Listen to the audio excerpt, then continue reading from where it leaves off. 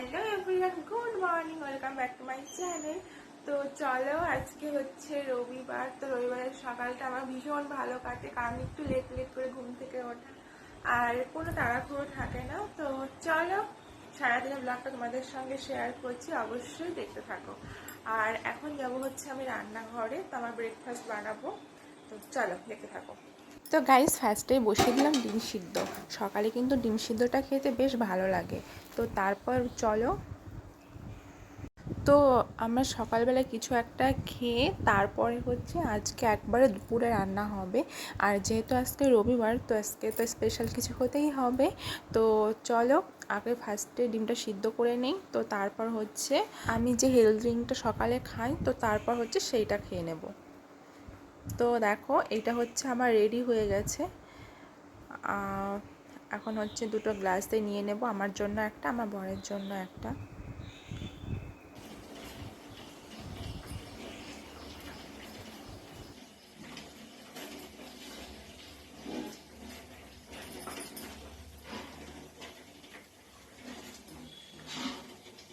আমার breakfast ready guys, এখন আমি সকালে এটাই খাবো।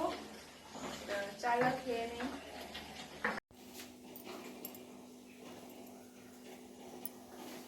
সকালবেলা কিন্তু আমি এগুলোই খাই, তো তারপর একবারে স্নান করে পুজো দিয়ে তারপর হচ্ছে ভাত খাই।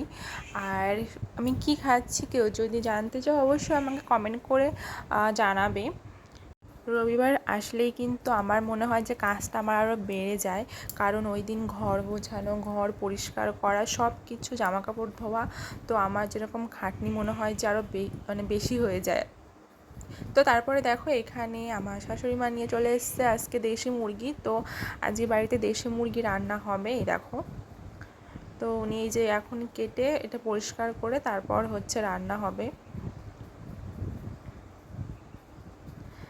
তো গাইস, তারপর চলে আসলাম স্নান টান করে রান্নাঘরে। তো এখন হচ্ছে এখানে রান্না হচ্ছে দেশি মুরগির মাংস। আর দেশি মুরগি কিন্তু উনুনে রান্না করলে টেস্টটা খুবই সুন্দর হয়। আর মানে কেন জানি না, যে গ্যাসের থেকে মনে হয় যে উনুনে রান্না করলে টেস্ট হয় বেশি।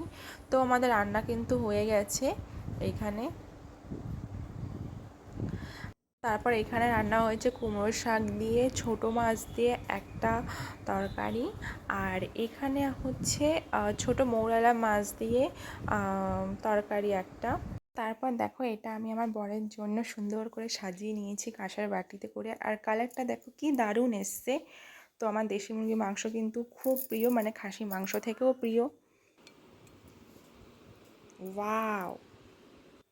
তো গাইস, খাওয়া দাওয়া সেরে আমি দেখো, আমাদের বাড়ির পাশে একটা গাছ আছে, তো সেখান থেকে এই কত করমচা ছিঁড়ে নিয়ে এসেছি।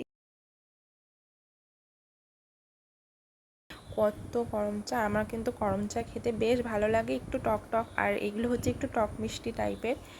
তো তারপর চলে আসলাম ছাদে। এখন হচ্ছে বিকেলবেলা, ছাদে এসে গাছগুলো দেখছিলাম। আমার ভুট্টা গাছগুলো কি সুন্দর হয়ে গেছে। জানি না ভুট্টা হবে কি না, কিন্তু অনেক আশা করে লাগিয়েছি, দেখা যাক কি হয়। তো এই দেখো।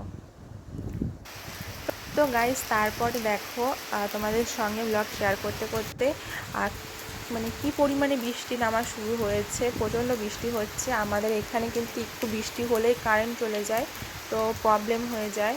আর এখন হচ্ছে সন্ধ্যাও লেগে এসছে। তো চলো, কি আর করা যাবে, ব্লগটা আমি এখানেই শেষ করছি। তোমাদের সঙ্গে দেখা হবে আবার নেক্সট একটা ব্লগে।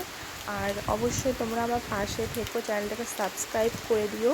তো চলো, আজকের মতো এখানেই টাটা করে দিচ্ছি।